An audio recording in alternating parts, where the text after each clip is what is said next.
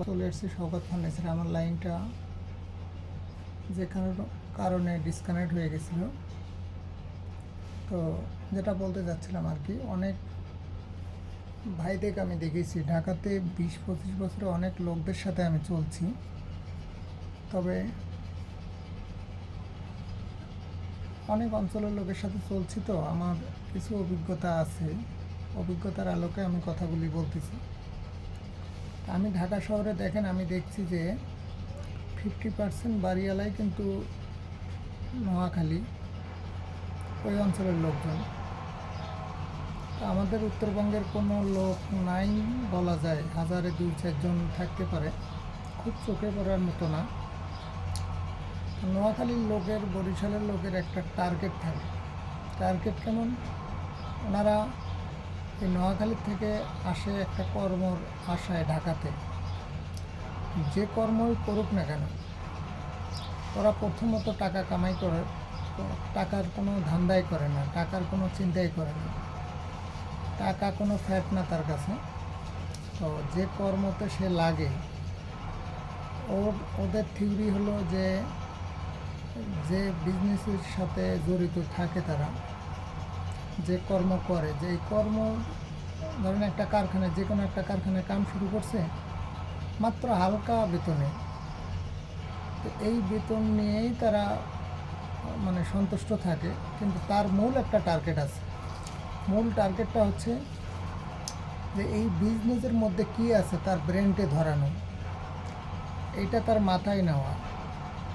আসলে তার মাথায় যতদিন না নিতে পারছে, ততদিন সে যদি বেতন নাও দেয়, ওই কোম্পানিতে থাকার চেষ্টা করে।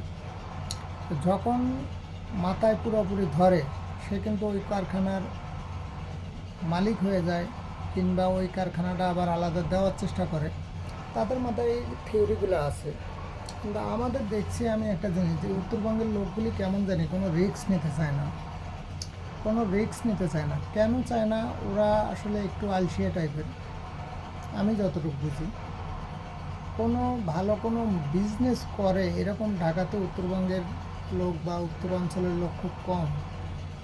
তারা রিস্ক নেয় না, আর এরা বাড়ির থেকে বের হতে চায় না। তো উত্তরাঞ্চলের লোককে আমি বলবো, সবাইরে বলবো যে ভাই, আপনারা বাইরে আসেন, শুধু শুধু সময় নষ্ট করবেন না। আর যে কোনো হাতের কাম শেখার মধ্যেও কোনো লস নেই। হাতের কাম শিখলে সব জায়গা ভাত অ্যাভেলেবেল।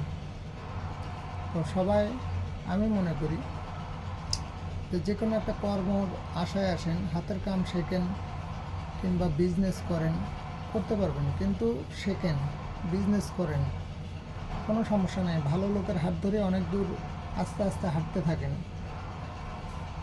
খারাপ লোকের আশপাশে যাবেন না। তো আমি মনে করি সৎ ইচ্ছে যদি কারো থাকে, তাহলে অবশ্যই একটা না একটা জায়গায় যাওয়া যায়। সৎ ইচ্ছার উপরে আর কিছু নাই আমি মনে করি। আপনারা সবাই চিন্তা করেন যে আসলে যারা হাতের কাম বোঝেন বা শিখতে চান, তারা যে কোনো জায়গায়, এনিহাও যে কোনো জায়গায় আপনারা শিখতে পারবেন। আর যাদের বিজনেস নিয়ে একটু নলেজ আছে, তারা বিজনেস করতে পারেন, কোনো সমস্যা নেই, কোনো সমস্যা নেই। আপনার কম টাকা আছে, কম টাকার বিজনেস আছে ভাই, যদি তারপরেও সর্বশেষ যদি কেউ বিজনেস না খুঁজে পান, কারো যদি মাথায় না ঢোকে, অবশ্যই আমার সাথে যোগাযোগ করবেন। আপনার টোটাল ব্যাপারটা জানিয়ে আমি বিজনেস কোনটা আপনি কোনটা বোঝেন, আমি এইটাতে অবশ্যই হেল্প করব। যতটুকু সহযোগিতা করা যায় করব। তবে ভাই, আমি হয়তো অর্থ দিয়ে সহযোগিতা করতে পারবো না। আমি চেষ্টা করব যে ভালো একটা জায়গায় পৌঁছানোর জন্য, যাতে আপনারা ব্ল্যাকমেনের শিকার না হন। তবে যাই যেটাই করেন, যার যে আইডিয়া আছে, আইডিয়ার উপরে আমি বিজনেস বাইর করতে পারবো আশা করি, ইনশাআল্লাহ। সবাইকে আইডিয়া দেওয়ার চেষ্টা করব, আর আমার ভিডিওগুলো সবাই দেখবেন আশা করি। আর আর আমার ভিডিও যত শেয়ার করবেন অত ভিডিওগুলো আপডেট পাবেন আমি মনে করতেছি। তো তারপরেও আরও কথা হবে ইনশাআল্লাহ বিজনেস নিয়ে। তো আজকে বরাবরের মতো এখানেই চলে যাচ্ছি আজকের মতো। আসসালামু আলাইকুম ওয়া বারাকাতুহু।